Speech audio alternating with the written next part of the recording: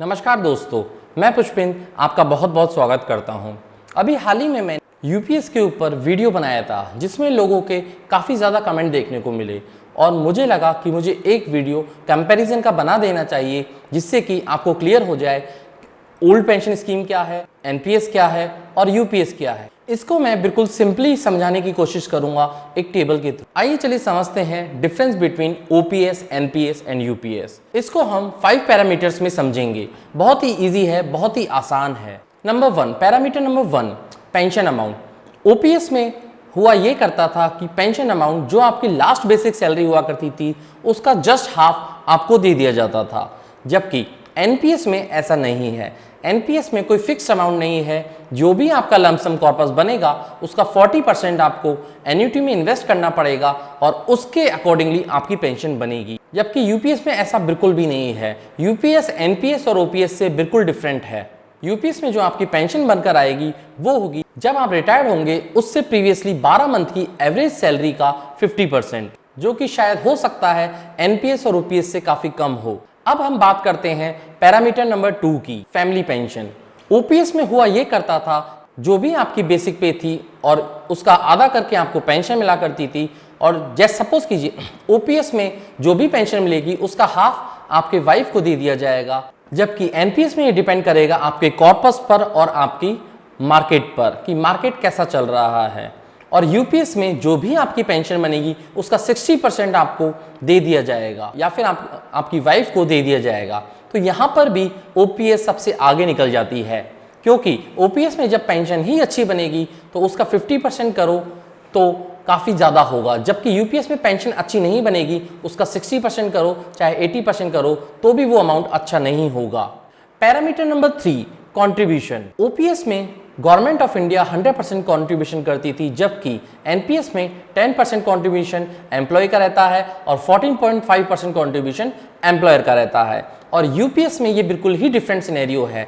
10% contribution employ का रहता है और 18.5% कंट्रीब्यूशन एम्प्लॉयर का रहता है। तो यहाँ पर भी ओपीएस सबसे आगे निकल जाती है। अब हम बात करेंगे पैरामीटर नंबर 4 की। जो भी गवर्नमेंट एम्प्लॉय थे 2004 से पहले वाले, उनको ये पेंशन मिला करती थी। एनपीएस उनको मिलती थी जो 1 जनवरी 2004 के बाद सर्विस में आए हैं।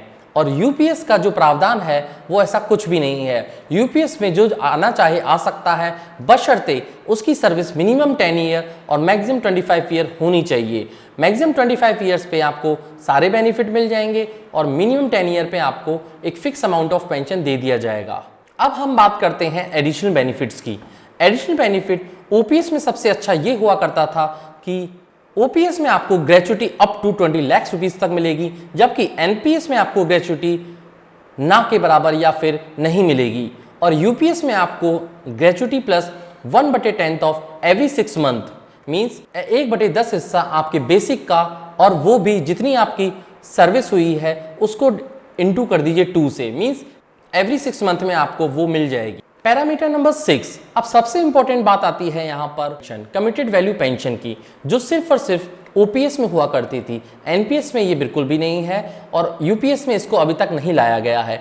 आगे क्या होता है इसके बारे में हमें नहीं पता है, जो अभी है वो हम बता सकते हैं। Parameter number 7, GPF. जीपीएफ का बेनिफिट सिर्फ और सिर्फ ओपीएस में मिला करता था। जीपीएफ में आपको 6% एडिशनल 6% आप मिनिमम ऐड कर सकते हैं और मैक्सिमम आपको 5 लाख रुपीस ऐड किया जा सकता था, जबकि एनपीएस और यूपीएस में ये सुविधा नहीं है। अब होता ये था कि ओपीएस में आप 6% जब आप ऐड करते थे तो ये अमाउंट आपको lump sum amount at the time of retirement दे दिया जाता था, जो आपके फ्यूचर के लिए काफ़ी अच्छा था, जबकि एनपीएस और यूपीएस में ये सुविधा बिल्कुल भी नहीं है।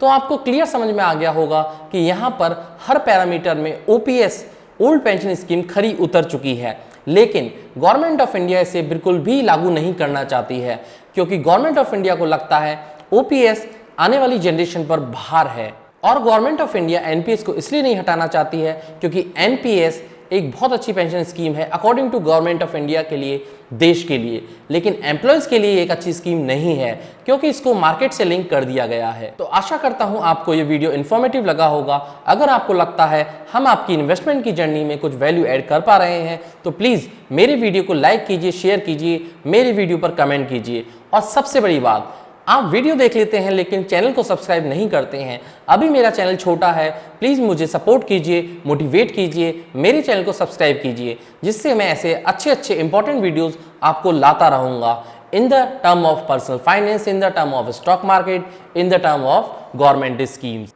आज के लिए इतना ही, विदा लेना चाहूँगा। Signing off, stay tune, this is Pushpin. जय हिंद।